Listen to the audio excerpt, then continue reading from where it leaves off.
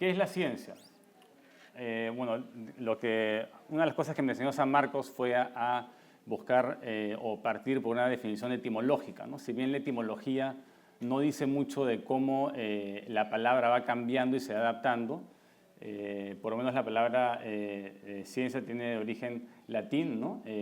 Scientia, ¿no? De saber, pero es una palabra que, digamos, que está relacionada con la palabra episteme, que es aún más antigua, que es una palabra griega, que tiene que ver con el conocimiento, ¿no? Entonces, todo lo que es conocimiento es episteme, ¿no?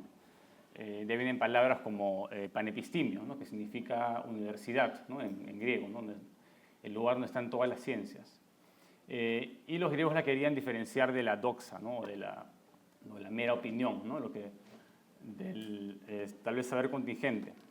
Y a partir ya de 1800, la palabra, digamos, ciencia, se asocia ya directamente con el método científico, ¿no? Entonces vamos a ver de qué se trata. Entonces una definición interesante, o por lo menos que plantea dos ámbitos de la ciencia, está reflejado acá en el comentario de Carl Sagan. Para los que no lo conocen, hace unos años se hubiera cumplido 81 años, ¿no? Él comenzó con las series Cosmos y digamos, hizo que en general el público se comience a interesar por la ciencia. Y él define la ciencia no solamente como un cuerpo de conocimientos, ¿no? Sino como una manera de pensar, una manera de interrogar, de cuestionar al mundo, ¿no? De poner las cosas en duda. Entonces, no solamente un cuerpo de conocimientos, ¿no? Entonces, ¿qué características tienen las explicaciones científicas? ¿No? Acá vamos a hablar un poco de cada una de ellas. Podrían haber más características. A uno podría también cuestionar si es que una de estas características es necesariamente parte o tendría que ser parte de todas las ciencias. Pero en general, la más clara por lo menos es el naturalismo, ¿no? El naturalismo es esta idea que es una presuposición, ¿no? Porque uno no sabe con certeza si solamente existe lo natural, ¿no? Pero los naturalistas asumen una postura epistemológica y dicen ya, todo lo que existe ahí afuera es natural, ¿no? Así aparezca algún espíritu, tendrá que ser un fenómeno natural y en el futuro tendrá que ser probado o podría ser probado potencialmente por la ciencia, ¿no? Entonces los naturalistas niegan lo sobrenatural, ¿no? No existe lo sobrenatural, es una manifestación de nuestra ignorancia tal vez, ¿no? También son materialistas. No son, claro, no todo se explica por la materia en un solo nivel, ¿no? O uno podría acá tener un falso reduccionismo y decir, digamos, solamente somos constelaciones de átomos, ¿no? Pero se puede decir mucho más de nosotros que únicamente constelaciones de átomos, ¿no? Sino que hay varios niveles de organización. Pero los materialistas dicen que en última instancia, sin la materia, ninguna realidad en este mundo es posible, ¿no? Inclusive la conciencia vendría a ser una propiedad emergente de la materia, ¿no? Entonces el materialismo es una propiedad importante y eso aparece en unos filósofos griegos como vamos a ver. Después el término de economía en la ciencia relacionada al concepto de navaja de Occam o al concepto también de parsimonía, depende qué filósofo utilicen. Entonces quiere decir que de dos explicaciones, la que sea más sencilla, la que tenga menos elementos, la que tenga una matemática más simple, va a tender a hacerla válida, va a tender a permanecer al costado de un modelo que sea más complicado, que sea más complejo, ¿no? Entonces, si tienen dos modelos que igual tienen la capacidad de predecir de manera igual un fenómeno, ¿no? No pierdes en capacidad predictiva, pero un modelo es más sencillo que otro, un modelo tiene una matemática más sencilla o tiene elementos no ajustables, entonces uno va a tender a quedarse con el modelo más sencillo, ¿no? La experimentación es fundamental, ¿no? Algo que no tiene la filosofía es laboratorio, ¿no? Entonces, para muchos la ciencia incorporaría muchas de las herramientas filosóficas, como la lógica, como la manera de razonar, ¿no? La manera de identificar falacias, etc. Pero la ciencia introduce la necesidad de experimentar, ¿no? de experimentar, de observar y recabar esa información de manera sistemática mediante la medición, ¿no? Tal vez uno de los padres del método científico, tal vez no del pensamiento científico, pero sí del método científico, fue Galileo Galilei, ¿no? Que él ya plantea la idea de que para hacer ciencia hay que medir, ¿no? Uno tiene que medir. Si uno no mide, no puede uno contrastar, ¿no? Es una medición que va a ser básicamente matemática, ¿no? Él pensaba que la ciencia tenía que utilizar el lenguaje matemático. Y después otras dos ideas, el determinismo, ¿no? Que es básicamente la negación del libre albedrío, ¿no? Una mentalidad determinista es pensar que el mundo es como un gran mecanismo mientras que no se explique el mecanismo físico por el que funcionan las cosas, va a haber ahí algo que aún no se conoce, ¿no? Tal vez un misterio. Uno puede utilizar herramientas indirectas, ¿no? Como hacen las ciencias sociales, se utilizan estadísticas, ¿no? Pero en última instancia, esto es una manera indirecta de medir lo que debe pasar a nivel neuronal en los cerebros, ¿no? Y la falsabilidad, ¿no? Sí, ya la introduce Popper, es un poco más reciente, ¿no? Pero es la idea que en la ciencia no hay verdades absolutas o verdades inamovibles, simplemente hay teorías que hasta el momento nadie ha podido probar que son falsas, ¿no? Teorías que han soportado décadas, ¿no? A veces siglos de pruebas y que se soportan por sí mismas y que hasta ahora nadie ha podido probar su falsedad. Entonces, adquieren una tentativa de veracidad, ¿no? Entonces, un poco la postura que voy a plantear acá es que la ciencia no requiere de hacer ontología de la realidad, o sea, no tiene que resolver el dilema de que si la realidad existe, cómo es la realidad exactamente, no va a resolver el problema de qué es la realidad en sí misma, ¿no? Lo que va a intentar es dar o construir el mejor modelo que esté relacionado con la realidad, pero que el modelo en sí mismo no va a ser la realidad, ¿no? Eso lo vamos a ver después. Bueno, Tales Mileto fue uno de los primeros filósofos de la antigüedad, ¿no? Y él, para muchos con él parte la filosofía o el pensamiento filosófico, ¿no? En la época, pues, de los 7 sabios. Y Tales había un mito local, ¿no? Que era digamos, los dioses habían creado el agua y del agua se secó y aparecieron los continentes, ¿no? Y todo surge a partir de primero una creación divina y de ahí un proceso natural guiado por la divinidad, ¿no? Pero lo que hace Tales es retira la idea de la divinidad, retira la idea de Dios y dice que es un proceso natural, ¿no? Que probablemente el agua siempre existió y de ahí a partir del agua se fue, ¿no? Que es el principio activo, y el agua se fue secando y fueron apareciendo las diferentes estructuras, ¿no? Entonces, si por ejemplo uno calienta una roca, se convierte en líquido, ¿no? El agua parece salir del aire, ¿no? Parece que todo tiene humedad, ¿no? Entonces hay agua en todo y él pensaba que tenía que ser el principio, ¿no? Ahora, lo interesante no es que las teorías de Tales sean ciertas, ¿no? Sino que él intentó aplicar el naturalismo y tener una visión natural, ¿no? Sin elementos sobrenaturales, ¿no? Después tenemos acá son discípulos y ahí van a ser maestros, ¿no? Anaximandro, que tiene teoría materialista, ¿no? También de la creación, que le llama la rarefacción a partir de la materia indefinida, ¿no? Él pensaba que había una materia indefinida y que ahí se fue complejizando, ¿no? Que las cosas tienen que haber comenzado de elementos muy simples y se han debido haber complejizando con el tiempo hasta aparecer cosas más complejas, ¿no? Anaximandro tuvo la primera intuición de la teoría evolutiva, ¿no? Algunos fragmentos han sobrevivido. Él, por ejemplo, se cuestionaba cómo así un bebé humano llega al mundo, ¿no? No puede llegar por sí mismo. No tiene que haber habido ahí otros seres humanos para que reciban, y esos seres humanos también han debido ser. El primer niño ha tenido que valerse por sí mismo, ¿no? Para sobrevivir. Por ejemplo, algo como los reptiles no requieren de cuidados maternos y pueden haber tal vez aparecido de manera espontánea, ¿no? Pero no, no los seres humanos y no los mamíferos, tal vez, ¿no? Entonces él tenía esas intuiciones, ¿no? Que tal vez los animales más complejos surgen de los más sencillos, ¿no? Anaxímenes ya va a tener la idea de que es el aire el principio activo, ¿no? Él pensaba que el aire era el más liviano, el más simple y todo tendría que haber comenzado por el aire. Del aire salen, el aire que cuando se condensa produce el agua. Él pensaba que a la hora que el aire, ¿no? Que el aire se concentraba, producía el agua, y el agua un poco más concentrada tal vez produce la tierra y así sucesivamente, ¿no?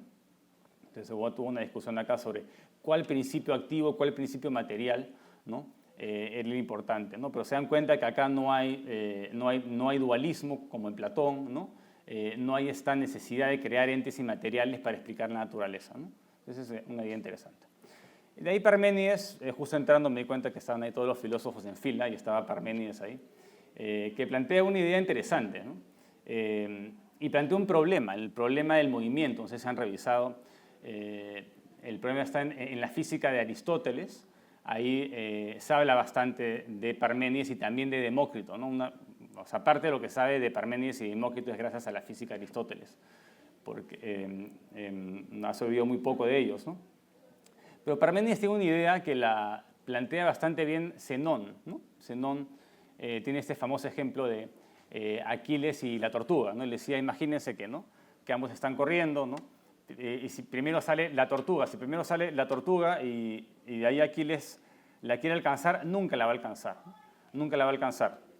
¿Por qué nunca la va a alcanzar? Porque entre Aquiles y la tortuga hay una distancia que tiene una cantidad de puntos infinito. Entonces, para recorrer un tiempo, o sea, para recorrer, digamos, una cantidad de puntos infinitos, se requeriría de un tiempo infinito.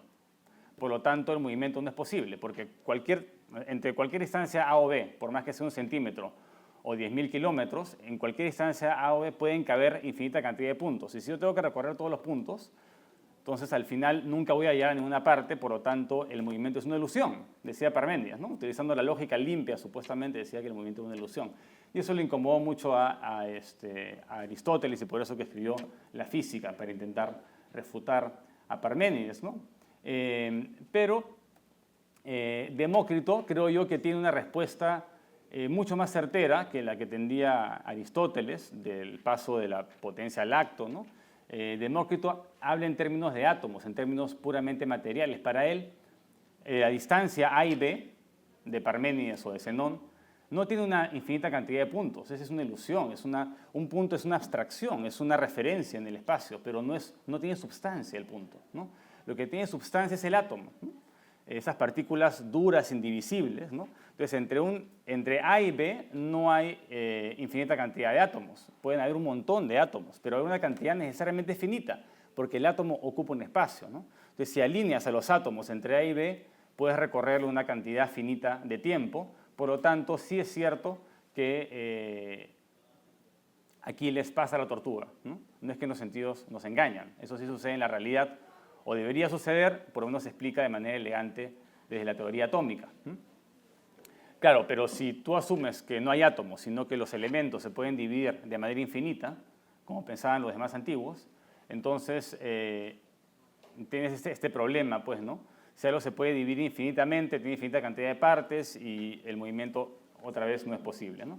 Pero si tienes partículas sólidas como los átomos, que de ahí puedes explicar todo de manera muy elegante, ¿no? ¿Por qué? Porque él decía que Demócrito tenía esta idea, ¿no? Que solamente existen los átomos y el vacío.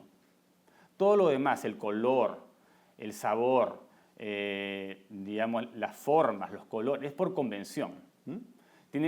Porque al final la realidad se tendría que poder explicar en sentido atómico, ¿no?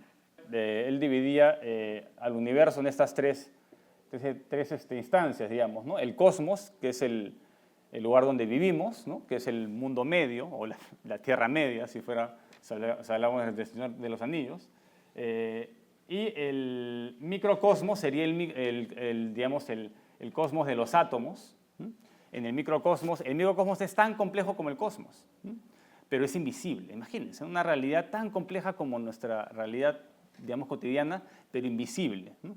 Donde los átomos tienen diferentes formas, se enganchan, se conectan y de acuerdo a la interacción se explica todo, ¿no? ¿Por qué las cosas sólidas? Porque los átomos se enganchan y no se pueden penetrar. ¿Por qué las cosas líquidas? Porque los átomos ruedan unos encima de otros. ¿Por qué las cosas gaseosas? Porque los átomos se golpean y ocupan mucho más espacio, ¿no? Entonces Demócrito, en esencia, achuntó, ¿no? Por lo menos en la teoría atómica, que tendría que esperar hasta 1800, por lo menos, para ser propuesta por Thomson y Bohr, ¿no? Claro, no había prueba experimental para ello, era una idea elegante, económica, ¿no? Pero no había valor experimental, ¿no?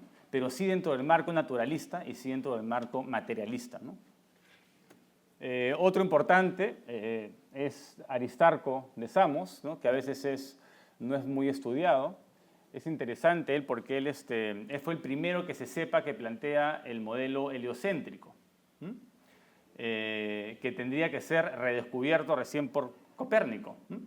Aparentemente, según Carl Sagan, y no he podido conseguir una verificación en línea por lo menos, según Carl Sagan, que Copérnico en la primera edición de su libro, digamos, donde propone la teoría heliocéntrica, omite la cita Aristarco, ¿no? Él tenía, parece que, información de los escritos de Aristarco. Aristarco era el bibliotecario de la Biblioteca de Alejandría, ¿no? Y se ha descubierto algunos fragmentos. Por ejemplo, este fue descubierto en unos... esa es una copia del siglo XI, ¿no? Que había sido utilizada en un cántico medieval en latín, ¿no? Y parece que revisándolo se dieron cuenta que había una marca que parecía una letra griega y de ahí recuperaron el texto de Aristarco, una técnica de rayos X, ¿no? Entonces ahí habían reciclado el texto griego en un texto latino. Y eso es justamente una copia del siglo XI, y ahí se muestra cómo el objeto mayor es el Sol, de ahí el almendro sería la Tierra y la Luna orbitando alrededor de la Tierra, ¿no? Entonces, ¿cómo hizo Aristarco para darse cuenta de esto, ¿no? Aparentemente vio la sombra que produce la Tierra en la Luna, ¿no? En los eclipses de Luna, y pudo calcular más o menos el tamaño relativo de la Tierra y la Luna, y lo que se dio cuenta es que el Sol tendría que ser mucho más veces más grande que la Tierra, ¿no? Por lo menos 200 veces, ¿no? En realidad se quedó un poco corto. Entonces, claro, ¿cómo algo tan grande va a orbitar algo tan pequeño como la Tierra? No tendría ningún sentido para él. Entonces él, tal vez por una cuestión de economía, ¿no? o de importancia, puso a lo más grande al centro, ¿no? Entonces puso al Sol al centro y todo lo demás giraría alrededor. Ese sería el modelo de Aristarco. El planetos significa errante en griego, ¿no? Porque no entendían los griegos por qué Marte de repente avanzaba en el cielo, de ahí retrocedía, había un movimiento retrógrado de Marte, ¿no? Que no se entendía bien, pero a la hora que pones el Sol al centro, desaparece este movimiento retrógrado y simplemente la Tierra pasaría a ser un errante más, ¿no? Un planeta, ¿no? Que da la vuelta al Sol. Y eso no fue todo, sino que también Aristarco fue el primero que se dio cuenta que las estrellas eran soles, pero que estaban muy, pero muy lejos. Imagínense esa, ¿no? Fue el primero que se dio cuenta que el cosmos era mucho más grande de lo que se pensaba, muchísimo más grande, ¿no? Imagínense lo lejos que deben estar las estrellas para que sean soles y que se vean tan pequeños, ¿no? Eso fue Aristarco, que fue ignorado durante la Edad Media. Bueno, ¿y quién midió la circunferencia de la Tierra?